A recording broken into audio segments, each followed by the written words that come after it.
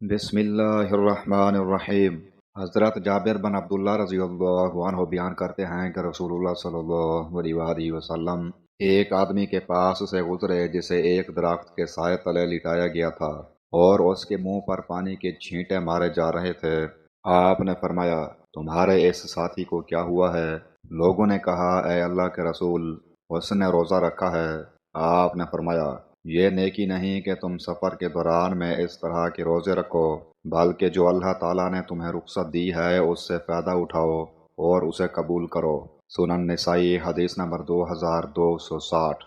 حضرت حمزہ بن عمر رضی اللہ عنہ سے منقول ہے، انہوں نے رسول اللہ صلی اللہ علیہ وآلہ وسلم سے عرض کیا، میں اپنے آپ میں دوران سفر میں روزہ رکھنے کی طاقت پاتا ہوں، تو کیا روزہ رکھنے میں مجھ پر کوئی گناہ ہے؟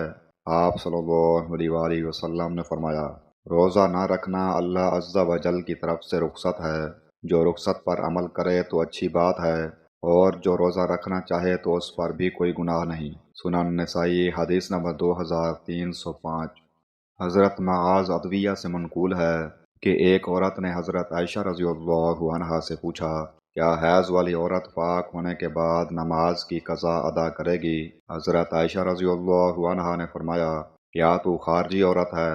ہمیں بھی رسول اللہ صلی اللہ علیہ وآلہ وسلم کے دور مسعود میں حیض آتا تھا، پھر ہم پاک ہوتی تھیں تو رسول اللہ صلی اللہ علیہ وآلہ وسلم ہمیں روزوں کی قضا ادا کرنے کا حکم تو دیتے تھے، مگر نماز کی قضا ادا کرنے کا حکم نہیں دیتے تھے۔